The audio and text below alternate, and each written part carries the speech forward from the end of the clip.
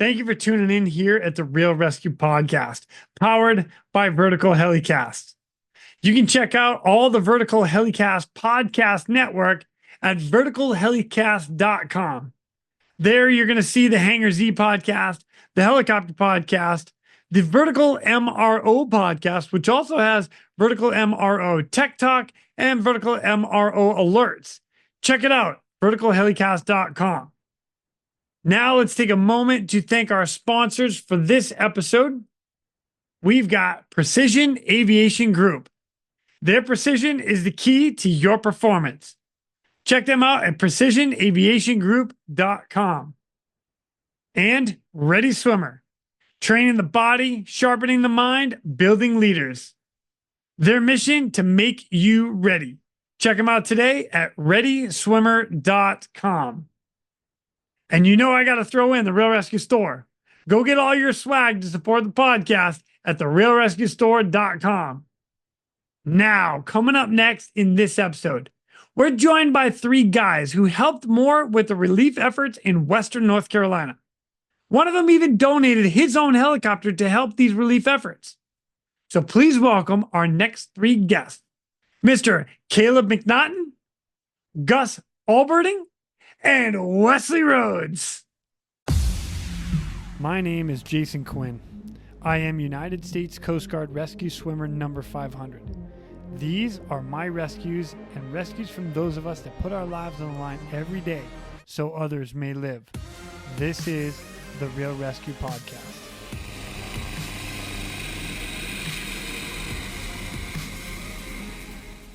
Ladies and gentlemen, welcome back to the Real ResQ Podcast. I've got a couple guys with me again from North Carolina. We get to hear some more stories of Western North Carolina and what these guys did, volunteering their time to go help those in need after Hurricane Helene devastated it out there. So, gentlemen, welcome to the show. Let me do a little introduction.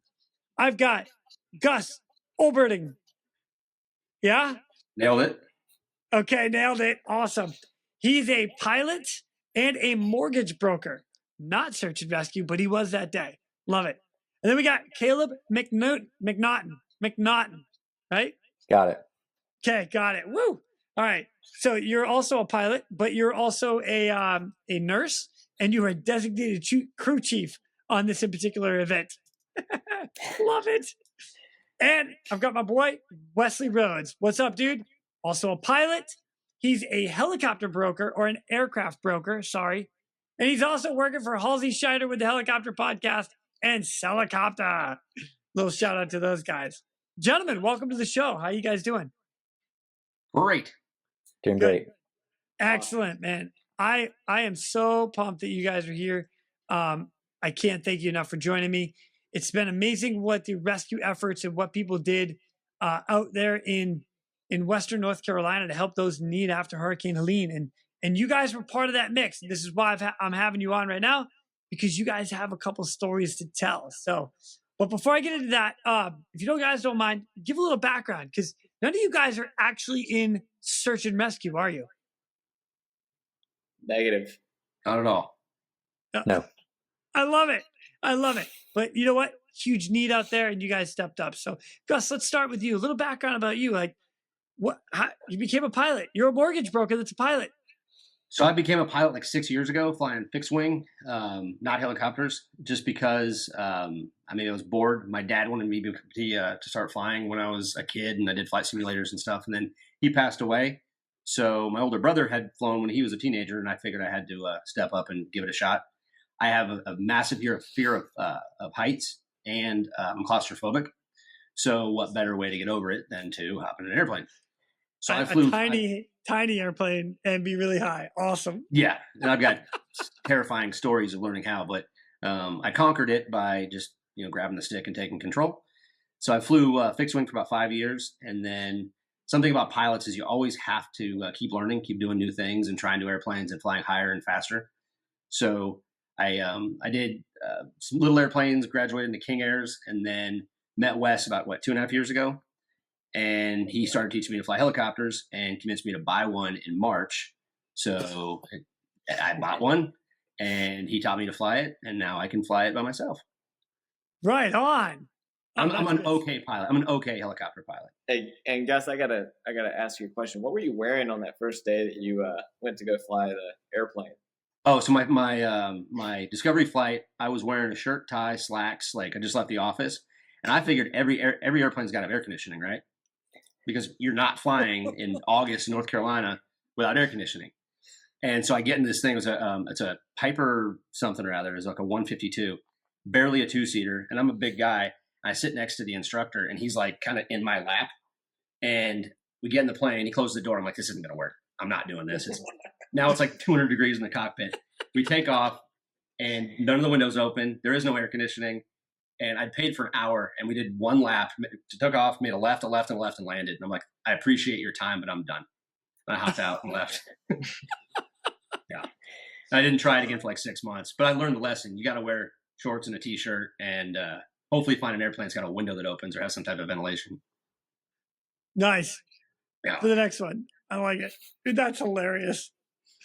All right, Caleb, what about you, man? So you're a nurse, you're also a pilot, and you got roped in to go and help everybody in Western North Carolina.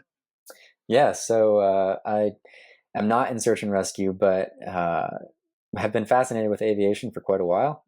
Met Wes about 3 years ago, maybe 2, maybe about the same time as Gus, and took a discovery flight in a helicopter, fell in love with it, and just really prayed about getting started with helicopters. Started last year, and with the dream specifically to do disaster relief of some sort, whether that be SAR or medevac or genuine disaster relief, and always with in mind probably 10 years out before I had enough hours to really engage in that sort of thing. And then Helene hit, and so had the opportunity to jump in and help people. I am a nurse, working in business and sales right now, and trying to get my hours up. Nice, man. Right on. Ah, so cool. Like I see the common denominator to both you guys seems to be Mr. Wesley Rhoads. Wes, what's up, dude? Like you and I have been talking for quite a while. You had a podcast of your own called the Fatherly Podcast, and I get to be a guest. It's partly how we met. But you're a pilot. You're an instructor pilot. You're teaching people how to fly left and right. I love it.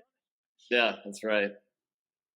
Yeah, it's I find myself very fortunate, especially with this particular situation, just to be in a position to help, and then to have friends like Gus, Caleb, Tabor, Eric that lended their machines and time and know-how. I'm grateful to you. I reached out to you as soon as this thing hit, asking like, "Hey, should I get involved or not?" And you're like, "Send it." So, all right, let's go. And I'm pretty sure Gus was irritated with me. I was like, "Hey, we going? We going? Go fly. That's hilarious. And that's great. So, but yeah, I'm just super fortunate to be here and be surrounded by the people that we're surrounded by. And that's cool. You know what? Like, good on all of you guys. And Wes, actually, I was going to say that too. Like, you and I actually had a text message conversation about it prior to. You're like, bro, this stuff is crazy out in Western North Carolina. Do you think that I could just fly over a civilian helicopter and help out? And I'm like, there's people over there that you can get in touch with. I'm sure of it. Just start flying. Just see, somebody will wave you down. Yeah, help me. Sure enough, that's hilarious. I'll even go a step further than that, and I connected my dad with you, and he called you, and you were in flight at that time. You're like, bro, I'm already flying. I'm already here, going left to right. Yeah. Like how the community came together for this is still just, it blows my mind. It's amazing. The volunteers, and again, Gus, thank you for volunteering your aircraft for this operation. This is amazing. So, but I love getting into stories and hearing what you guys actually encountered. So I'm going to start with the first one of Wes and Gus. You guys had a lady with dogs, and which was kind of an emotional one. So what happened? Yeah, so it was like our very first, I'm pretty sure it was our very first flight. And we go out there, we have no idea what we're going to get into. We finally find the spot where we're supposed to land. That was a little bit tricky. We had ended up landing at a couple other spots or just one other spot before that, trying to figure out exactly where it was. So that was tricky. And then we finally got to it, and we get there. And we're supposed to pick up 3 people, and there's also 3 dogs. She wasn't the mission. It was originally the woman whose husband had died, who had washed away. Oh yeah, that's right. And so she had dementia and had a medical episode. They said she was who we were going for first, but she had already been back like 2 hours before we got there. That's right.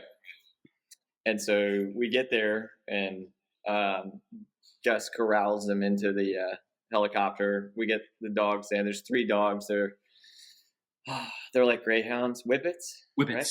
Yeah, whippets. And so we get them in, and we get this lady in, and we take off. We fly back. It's definitely a little bit. Every flight we were on the heavy side for sure. So we take off. It was definitely I feel like every takeoff on these evacs was heavy. So a lot of really good experience being able to do that. I wouldn't say anything was over like max gross, but we were definitely up close to it. And we're on the way back, and Gus and I are just talking to her, and asked her the question, like, how many people do you think are there and that need to be evacuated, like out of that spot that you were at? She's like, and to be honest with you, I don't know, like 12, 15, something like that. And she's like, but I'm going to be honest, like, I don't know how I'm going to be able to pay for this. And I definitely don't know how those folks are going to be able to pay for this. And I was like, man, like, you're not paying for this. We're volunteers. And then like she started crying at the back, and I was just like, oh. Thankfully Gus is here to fly, because I might not be able to, but I was like getting ready to drop a tear. But then we got her back and dropped her and the dogs off. That was pretty anticlimactic, and then went back. Well, she emptied her wallet. She pulled out her wallet and like gave us all her cash. And it's like, at least take a tip, please. No, yeah, no, we're not taking your money. Take a tip. I'm going to give you 5 stars. Uber driver, you get a tip. And we had left her husband back up there. Like the husband wouldn't fit, so we had to go back and get him. And she was a little terrified that we weren't going to go get him. Aw. Aw, you guys. Dang. Did we get just him on the second trip? Yeah. Him and their bags. So why did they need to be evacuated? Was their house one of the ones that got pretty wrecked? Their house was fine, but they're on the top of a hill. What was it, Black Mountain or Green Mountain? Black Mountain.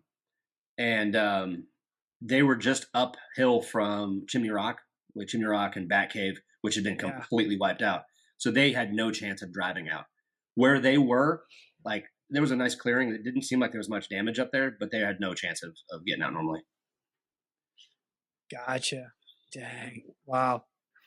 Well, good on you guys, man. That's awesome. Now, I love that. Like the whole thought of somebody teared up or just nervous. I don't know how I'm going to pay for this. And you're like, nah, man, you don't have to pay for this. You're good. And she's like, oh my God. And they just sold their house in Texas and had moved up there like 2 years ago. And this was like their retirement. They were done. This is where they were going. And then this happened. Wow. Terrible. Wild. Well, good on you guys, man. That's great. That's great. Gus, you had actually just mentioned a little bit more, like you, some of the other flights, that was a good flight. You had a couple flights in there that were like, maybe could have worked, maybe couldn't have worked, maybe should have gone, maybe shouldn't have gone. Can you touch on that a little bit? Yeah, everything that we did, we should have done, and no one hesitated and doubted what we were being told to do. The people back in Hickory who were taking the calls, or I guess the leads, who were handing out missions, they were just on social media and taking calls of anybody who needed anything, and they would transcribe the mission onto a mission card, and you'd show up and just grab a stack and go. We didn't really vet them much. It was more like, what direction are you going? So after we did the 2 runs up to get the folks, the lady, her dog, and her dogs and husband, we went to Asheville, and we didn't know at the time, but Asheville is what took the brunt of all this. And they've got the Swannanoa River runs through Asheville, and that, I forget what the numbers were, like flooded to 18 feet or something like that above where it's supposed to be.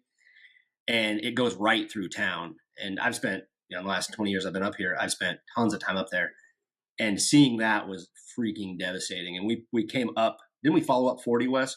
into Asheville, like the normal way you would drive. And, there's mudslides on the road, and the crews are already out there cleaning it up. And you get up there, and we were dropping off insulin to a church, right? And it was a little bit weird, kind of a bummer that we get there and we realize we're right at the airport. And here we are in this tiny little helicopter bringing up a little cooler of insulin. And I kind of felt like we, if we were up there, we should have been able to bring or find a way to bring a lot more. But someone said they needed insulin, and there was a church to go to drop it off, so we went. In hindsight, we should have brought some other stuff too, maybe some dog food or some food or something. Oh yeah. But we got there and landed out, and they had what looked like a landing zone already set up for us, and we landed there. And this is irrelevant, but there was a U.S. Marshal or someone from a prison there to pick up a inmate or to deliver an inmate to a helicopter in our what we thought was our landing zone. So I think we annoyed her a little bit and dropped off her insulin and bolted. But this was on Monday, 2 days after everything happened, and they were already completely set up with semi trucks and tons of donations and pallets of water and stuff. So like people mobilized really quick up there, and they were completely cut off. No one could get to Asheville. So they must have been getting things from the airport over there and distributing them. But the guy that I gave the insulin to said that in his neighborhood, there were bodies in the streets, bodies in the trees. Like the river had literally gone through their neighborhood and nobody was there to clean up. Like it sounds like a freaking war zone. And that had a pretty big impact on me to think that that's happening 60 miles west of where I live. Wow. But we dropped our insulin and went back. Nice. You know what? It's one of those things where, and actually, Caleb, I'll come to you here in a minute. Like when you start thinking of like medical emergencies and the insulin stuff like that, it's the go now. And I get that, but I also understand where had you been able to like load up on even more, oh yeah, take advantage of the resource to send it for sure. But how long have we been sitting around waiting for that? Just right. Here, take this, go. And we just went. Yeah. You know what? Good for you though, man. Like that's getting stuff out there. That's cool. Gosh, you guys did so much out there. It's exciting to hear. It really is. So, all right, Caleb, you're up, my friend. What stands out to you? I know you had one where, let's see, there was a house that was on the edge of a cliff. Yes. Drywall was breaking on the inside. What? Yeah. So we ran quite a few missions. First off, I mean, it was just a blessing to get involved, and I think anybody with the resources and ability would do it. Such a privilege to watch everybody work together, and thanks to Wes for coordinating some things. The leaders really got things going pretty fast. I was fairly impressed. But yeah, we went up to Burnsville area, and part of the organization's goal was, the heavily populated areas are going to be more hit with more televised, a lot more news, and so there's going to be, thankfully, some more resources kind of flooding into those areas if people can get to them. But then the places that are completely cut off in the mountains, that's where the Robbies, the R-44s just really shone. I mean, the places that you could not get Blackhawks into or Chinooks, and that you definitely could not drive up to, that was like the highlight of these missions. So yeah, the one time we were flying up looking for a family of 4. They had 2 little kids, and we got our coordinates in, which gets you really close to the location, but flying over this mountain range and circling, trying to see this house because it's just like buried in these trees. Finally kind of get some visual on it, and because of the storm, it had made this mudslide just below the house. The house is sitting like up on this ridge, on the lower side of a ridge, and this mudslide had taken out everything underneath the house to where all the supporting structure is just devastated. And later we found out, after we were able to get them out, they're sitting in their house. That somehow they were able to get a call out, but sitting in their house watching the drywall just crack in all these places as it's starting to fall off the edge. And they've got 2 kids. I want to say they were both under 5. And so we were able to get in there. Now with a 44, it's only got 4 seats. And so Tabor was flying with me, and he's like, man, I got to leave you. Like, are you okay? And it was about 30 minutes till sunset. I was like, yeah, I've got enough supplies. I'll be all right. And Nice. so dropped me off, and I was able to. It was neat, just able to help the parents in, and then grab the kids and hand them to them. They had a little dog there with them, and so then he flew off and kind of prayed that he'd make it back. But I then went and walked to different areas that they couldn't get out, but they didn't need evacuated, and just kind of distributed all the supplies we had. We had to unload everything just to make it out of the little valley we were in. And yeah, it was a privilege. Wow, man, that's so cool. Again, just being up there and doing it. Nice job, man. Well done. Well done. We're gonna divert real quick to thank our sponsors. Precision Aviation Group. Mission critical operators and fleet managers rely on Precision Aviation Group as a worldwide leading rotor and fixed wing MRO provider. PAG provides tip-to-tail solutions in 4 MRO segments: avionics, components, engines, and manufacturing DER services. A single point of contact gives you access to over 150 million in inventory, globally 24/7. Just call 800-537-2778. Precision Aviation Group. Others sell parts. We sell support. Gus, I got to come back to you one more time because you actually have a story where you got chased by dogs. Yep. And I love dogs. I don't know why I got chased by these things. They may be just hungry and I didn't bring them any food. But yeah, we went to, it was on the Big Toe River near, where did you get left, Caleb? This on the second day? This was up in Burnsville. Where the old folks home was. Oh, Spruce Pine. Spruce Pines. This is real close to Spruce Pines, and an area that I've never been to. But there's a small town there that has it's got a couple of components to this. Has a furniture store, and I didn't know about this until I saw it in the news a couple of days later. But the bridge had been washed out between the town, which was basically 2 buildings. It was a church and a furniture store and a grocery store, I think. And so the bridge was washed out, and there were 6 houses on the other side of the bridge that didn't have any access to anything but a railroad track. So we landed next to some down power lines, and we were there to take some, what was the medicine called? I forget again. Prednisone to an MS patient who lived up there. And so we landed and realized we had to, one of us had to run down and give it to her. It was about a mile. And there were 4 or 5 houses between where we landed and and this woman. So I take off, running down the railroad tracks, and the water had risen up, much higher than it was at that point, and it covered the railroad tracks. And when it receded, a bunch of fish were left on the tracks. So everything smelled like rotting dead fish, which was pungent. And it was probably 80 degrees that day. In the first house I ran by, there was 2 dogs. And I'm like, I bend over to pet them because, you pet dogs when you see them. And they weren't having it. They kind of jumped back. So I just trotted off. And they started chasing me. And one of them bit my calf. Oh, not like in a I want to hurt you way, but like, hey, dude, come back, bring us something. So I ran down to this woman's house with the meds, and I gave them to her. Unfortunately, she couldn't take them. We took her the wrong meds. But ran back up, got back in the helicopter. And actually, you know what? That didn't happen.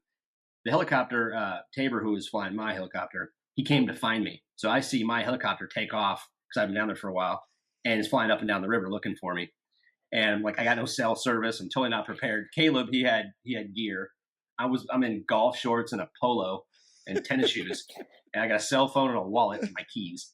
So I'm like, I really, really can't get left here. But fortunately, Tabor's a nice guy. He came back and got me. But what I learned after we left is the hardware store, not the furniture store across the water. There was 2 old folks sitting out there in their chairs. I barely remember seeing them, but I saw them on CNN. That they were the owners of the furniture store, and their 10-year-old grandson's body was in the rafters of the store, and they wouldn't leave, and no one had come up. There was no ambulances, no fire trucks that made it up there. The roads were completely gone. So they were there for like 5 days before they got him out. And that was tragic. I have a 10-year-old son, so I kind of hit home a little bit, just to think like we were right there. And I don't know if we could have helped with anything, because we could have just, landed on the other side of the water. But they were cut off. No one had any clue that what was going on. But to be there and see how bad it was, and of course I look it up online and see what the place used to be, and they used to have motorcycle rallies and all kinds of cool stuff in this little town, and it's gone. Like, it's just destroyed. So super, super sad. wow, my goodness. Well, I'm kind of happy that you made it out from getting attacked from dogs. That's Yeah. terrible and kind of funny. Yeah. The irony of it. And And I wish we would have brought dog food because I just would have left him a bag. And so what we did after the fact is I'm like, we need to get dog food. So I told some friends of mine that, tons of people are donating stuff, but let's get some dog food. So I had 2 truckloads of dog food delivered to my office. And then a supplier that I work with, I own a fish store. And so I got the supplier to donate 4 pallets of dog food that made it up there. So those dogs coming after me caused us to donate a ton of dog food. So it was a good thing. wow, like, a miracle, like within like a bad situation turned amazing. I actually remember Wesley and I had been texted because I ended up coming out to Charlotte, and one of the things I was asking, like, "Hey, what do you guys need up there?" And when I was like, he's like, "The most random thing. We need propane. We need dog food." And I'm like, "What?" Diapers and a couple other things that, like, people weren't really thinking about. Everything's all right. Food, water, food in the other direction, and then. But those were some things that really had to hit home to be brought up because again, something you don't really think about right off the top of your head. So I had to hope when I was up there that a lot of those guys, like, we brought a bunch of supplies up, but a lot of them live up there for a reason. They could live in Charlotte, they could live around here and have a Walmart down the street, but they want to be up there. right. So, obviously the risks are this happens and what are the chances this ever happens again? Or when they moved up there, they thought this could happen, but they probably were supplied enough if their houses made it to be able to live for a little bit. But it's just, it's so strange. I went and saw the aftermath of Katrina and, just wiped out neighborhoods in town.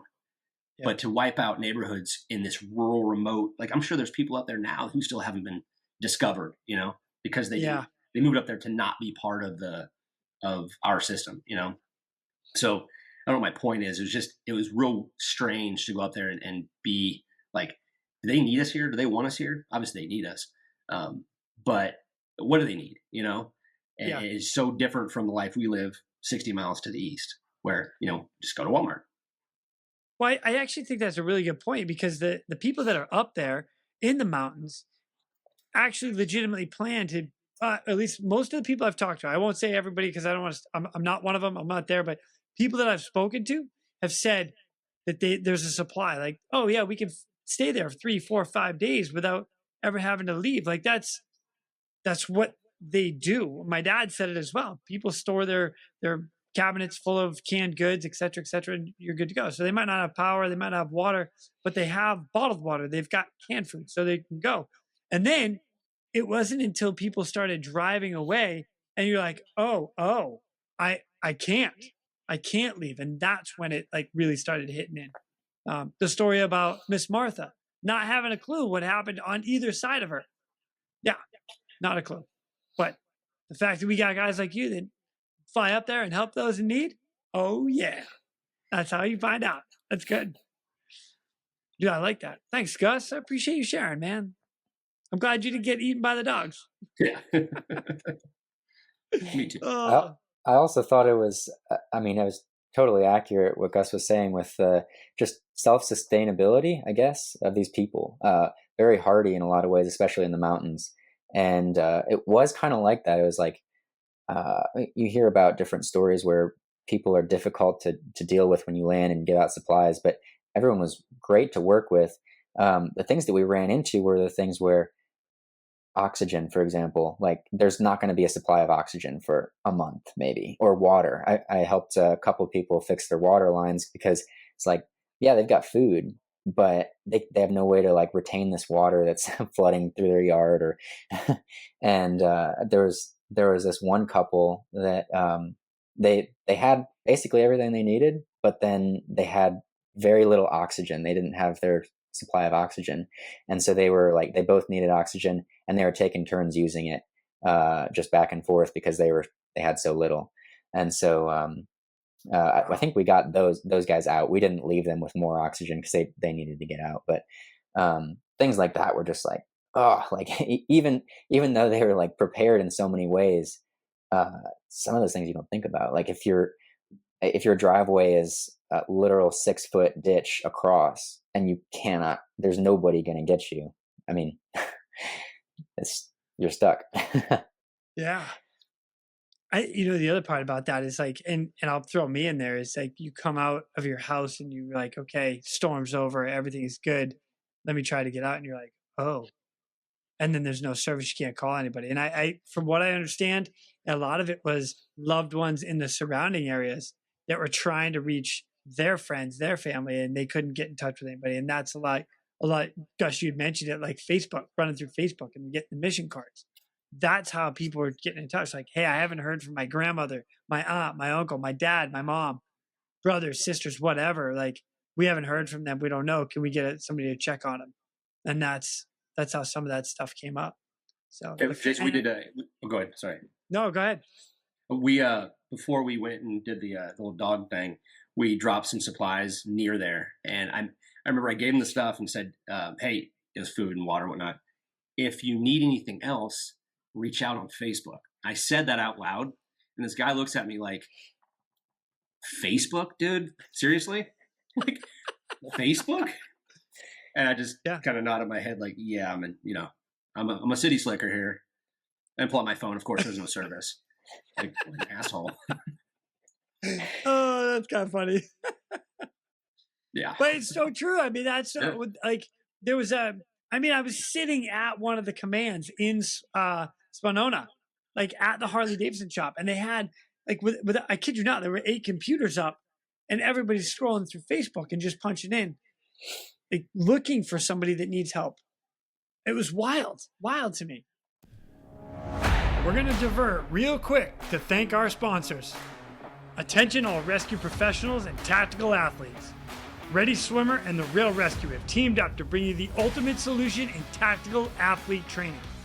Developed by military rescue professionals, our team boasts over 60 years of combined experience.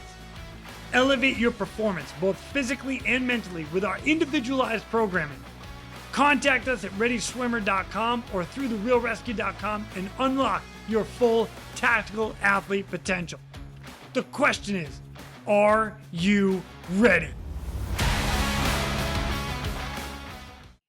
You guys have one more that I want to touch on because I think it's absolutely incredible. And it has to do with a nursing home type scenario. And all 3 of you guys were involved in that. So, Wesley, let me start with you. What is that? Yeah, so Caleb was with me to start that day. And then we get to this nursing home and we land in the parking lot. And then this is one of those cases where the Robbies really prove their worth, because it was tight. Like, it was hard to get in there. It was definitely tricky. And we land in there. Caleb gets, I believe we shut down. Caleb gets in there and it's kind of triaging the situation. And it's Caleb, remind me what kind of hospital it was, or nursing home it was? It was a memory care facility, so Alzheimer's, dementia. Yeah, so Alzheimer's and dementia that you're about to throw in a helicopter. Yes. Mm-hmm. The first thing I think about, and it's probably terrible, is like 10-second Tom. Hi, my name's Tom. Yeah. And then you put him in the helicopter. Hi, my name's Tom. And you're like, oh, buddy, don't unbelt, don't get out. Yeah. That's terrible. Lord, I apologize for that one. I truly do. But that's what I think about right now. Yeah. And it's kind of funny you say that. So with the first 2 ladies that we took out of there, Caleb loaded them up, and then there was this other nurse that flew with me to kind of manage them on the way back. And I was grateful to have her there, because that was they definitely didn't know where they were. She just kept telling them that we were headed to the store and that she could get her tobacco, chewing tobacco. Grandma. That's great. Yeah, grandma. And Only in the mountains. yeah, that's right. So I picked them up and took them back. And then when I got back, I kind of got reassigned as soon as I got back. Another guy, Pat Harrigan, who's running for office out here, running for Congress, he jumped in the helicopter and they tasked us with getting back to the nursing home. But then along the way, they wanted us to deliver these Starlinks to fire search and rescue outfits. And so we took 5 Starlinks and got them delivered into these spots. And there were some of them that were definitely cut off. And it was good to be able to do that. I felt like that would probably move the needle in a good way. And then we were able to also like just figure out, do a needs assessment when we were on the ground at those places. And then we get back to the nursing home and I'm like, Caleb, you got to come with us. And he's like, no way, I'm not leaving. I'm staying here until everybody's loaded up and out. So pick up another two ladies and take them back. And then from that point, I actually had to dip out because I needed to go get the kiddos. And I made sure that Gus and Tabor were able to know that Caleb was still up there and get him out of there whenever the whole thing was over. That's fantastic. Yeah, you got to go take care of your own family. And you're going to leave Caleb on scene. Well done. Yeah. He probably deserved it. I'm just saying. I'm just kidding. Caleb, so after you guys were done, they did was it the fire department or the sheriff? They figured out it was a lot easier to land at Walmart, which was right down the street from the memory care facility. So they started trucking all the patients over to Walmart. And I remember flying into Walmart. There was like 6 Robinsons and 1 bigger helicopter. They're all in the Walmart parking lot. And it looked like a scene from like a military thing. And we swoop in there, land, and they rush out 2 elderly dementia patients and put them in our helicopter. And all they had, these 2 women said they'd never flown before. They'd never been in the air, but they also didn't know where they were.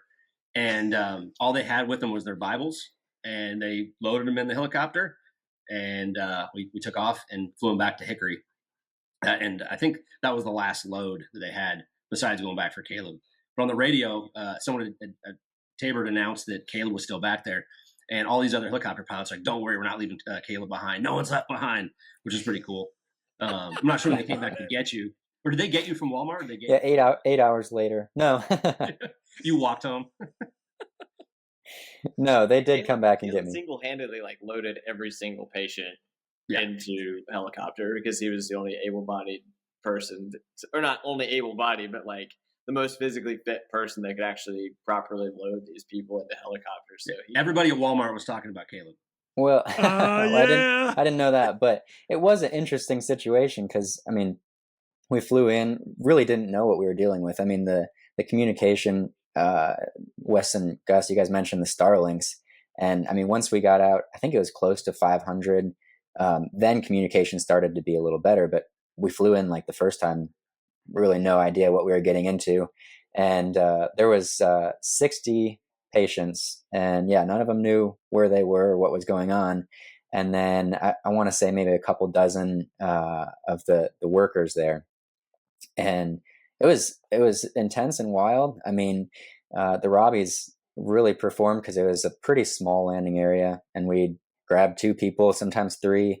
And every time I was running up asking the pilots, like, how much can you take? And then kind of triaging, like just adding up the weight and getting as many people in as I could based on their weight. And if they had oxygen with them, which about half of them did. And so it was interesting. I kept on telling a bunch of the ladies, like, yep, going to the store. And they're like, I don't want to go. I don't know if I want to go to the store yet. It's like, well, today's the day to go to the store. And you need to today. But it was interesting because, I mean, the Robbies, we can get 2 to 3 people in besides the pilot.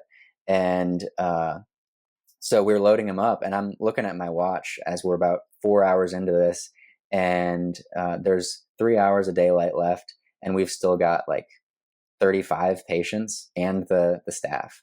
And I was like, just calculate this out over the day. We're not getting out of here by sunset. And these people don't have power. Their oxygen's really low.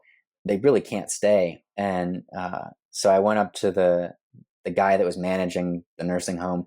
I was like, look, if there's any way to make a phone call, because I didn't have any service, you're not going to get these people out of here just simply using these Robbies.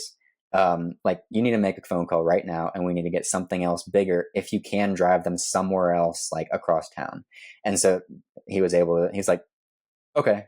And he made the phone call, and then we got some Blackhawks into the Walmart location. I was like, thank goodness, because I still got out of there just before sunset. It was just all day, just Robbies would land and then grab them. And I mean, some of those patients, thankfully, are fairly light, but then others, you're like getting a good leg day lift and set them in. And Caleb, that was day 4, right? That was Tuesday.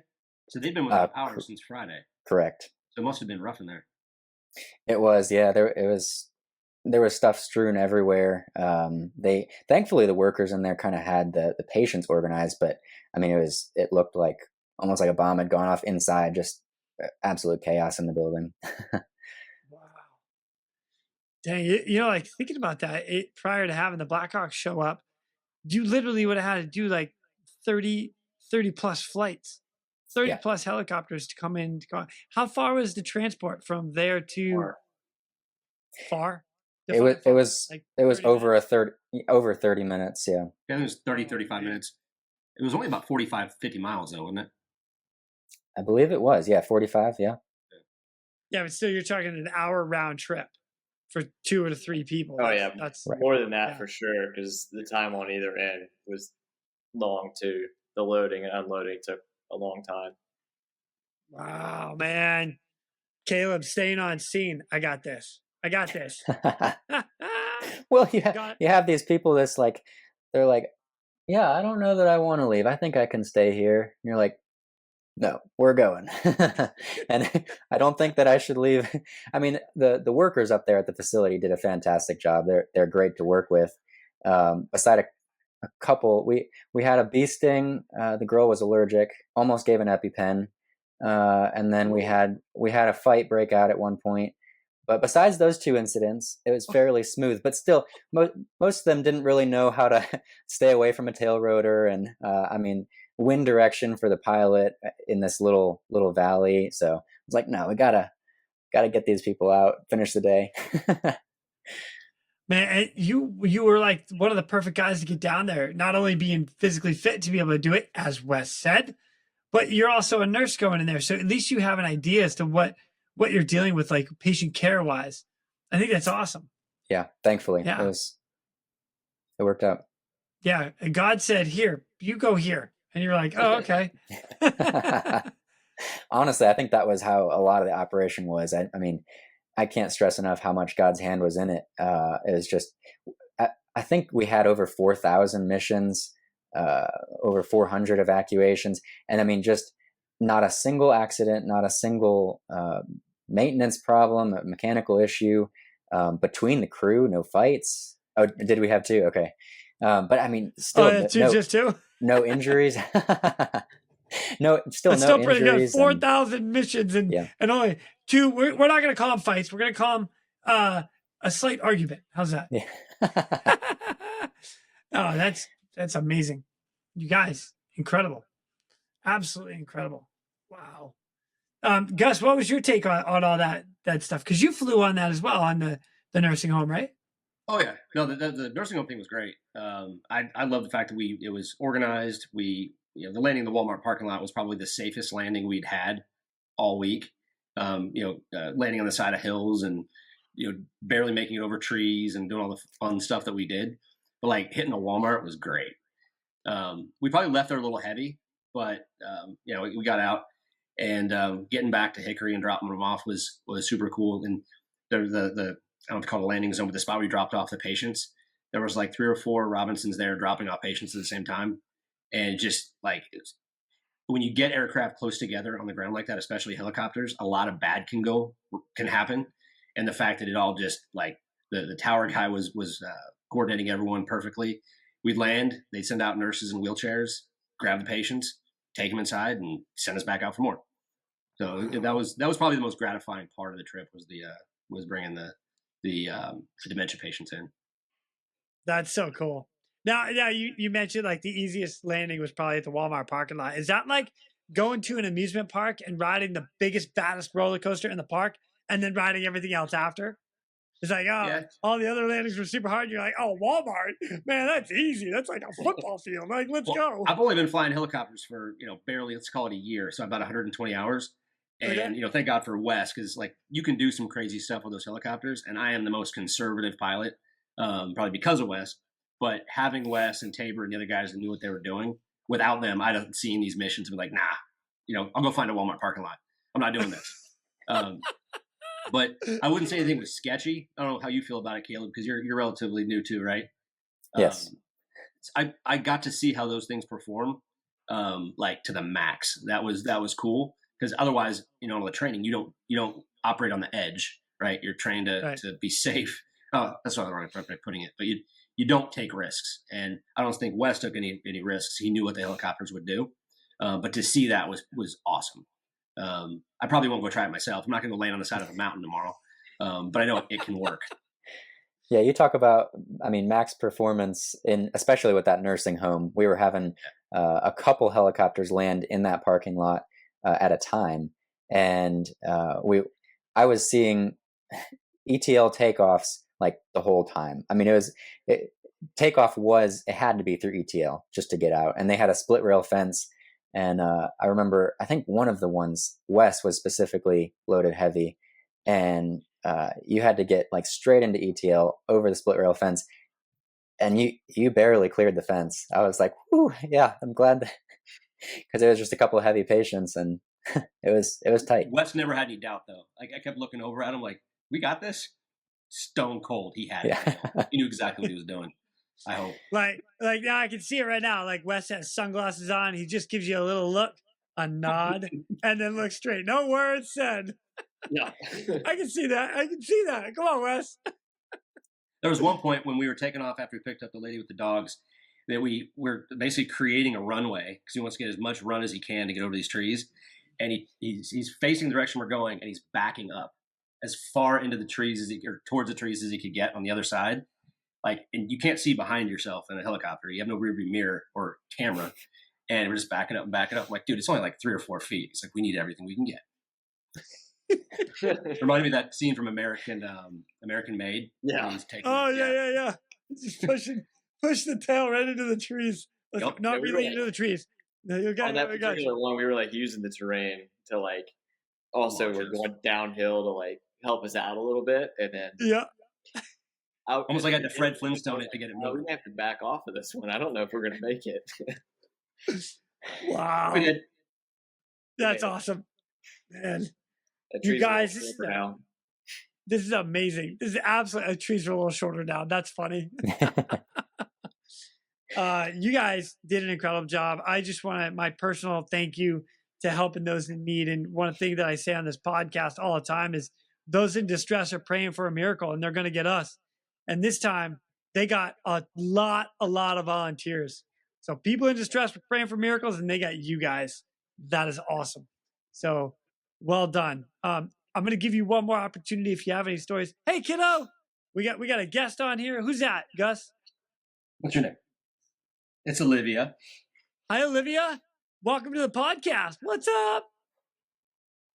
Tell everybody in the audience, say hi. Oh, you're a cheerleader? Say this. You got to say, go, Dad. Go, Dad. That's what I'm talking about. Nice. Thanks, Olivia. Oh, yeah. All right. Well, guys, like I said, I want to give you an opportunity to either share 1 or 2 more stories if you got them, or if you'd like to give a little shout out before I let you go, because we're running in about an hour, and I don't want to take too much of your time. I love these stories, and I'm glad you came out to share. So, Gus, let me start with you. Any more stories or anything? Any shout out you'd like to give? I've got some other stories that were great. I did a lot of fixed wing flying too, dropping off supplies. That was pretty vanilla though, because you're leaving a runway, landing on a runway, and one in particular was up near it was West Asheville somewhere, but we landed on a 3,000 foot runway in a King Air, which was a little bit it's tight, and we get out, and when you land to do the supply drops, it's kind of, you don't know what you're going to run into. Like, you just dump the stuff on the runway or on the ramp. Sometimes trucks would come up and grab the stuff. We get there, and there's this like line of 40 kids, and they're running a chain gang out of the airplane, running all the stuff into a trailer. That was super cool. It was real well coordinated. Wow. Like, the local town's basketball team and football team showed up. So like seeing that was great because like this whole thing is devastating, but to see like the whole neighborhood or the whole area, whole town got together to like receive this stuff and then drive it deeper into the mountains. That was cool. Wasn't as exciting as the helicopter stuff, but it was more uplifting than seeing the destruction of what we saw. So I really appreciated that. Also, people like Matt McSwain. I don't know if you've talked to him at all, but this dude, like, he's already been on. He is a businessman. He's busy, and this guy like hit pause in his whole life and spent 24 or 50 hours a day coordinating this stuff, and that is super cool. Like, if it wasn't for Matt, I don't know if you guys agree, none of this would have happened. The coordination of the helicopters would not have happened, and he got all the fuel paid for. There was never any doubt about any of that stuff, and he just ran that mission control like it was a military operation. So Matt's awesome. The fact that he was willing to do that. I don't know many people who would or who have the ability to. So that was awesome. Nice. I think he's still doing it too. Yeah, he is. As a matter of fact, we'll shout out him too because he is running. Him and I guess a couple of guys, but Operation Hilo. And you can donate, go directly to their website, and you can help everybody in Western North Carolina donate directly to him. They're right now, as a matter of fact, I just saw this on Instagram.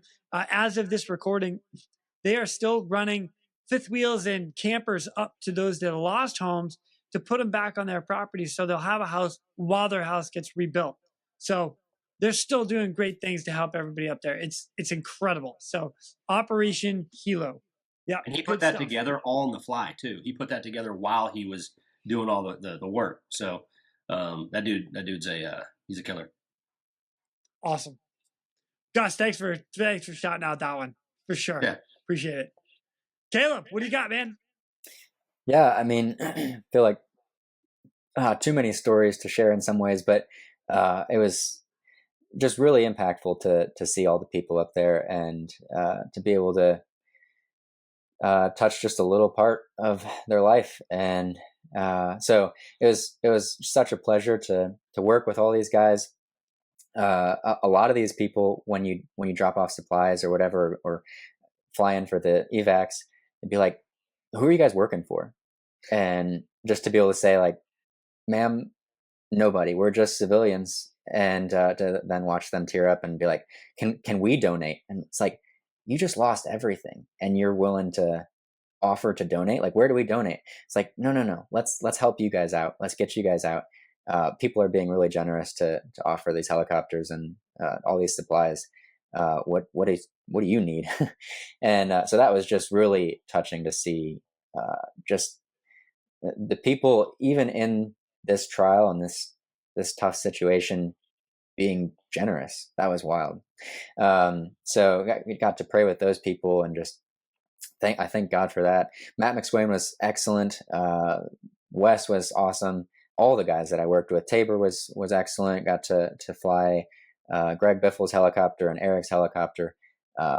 Thank you guys for that. Want to shout out to specifically 82nd Airborne. There was a troop of guys that came and volunteered from Fort Bragg, and they were stellar. I mean, they were not pilots, but for on the ground stuff, they were ready and wanting to help. I mean, they were volunteer, so that was just really impactful.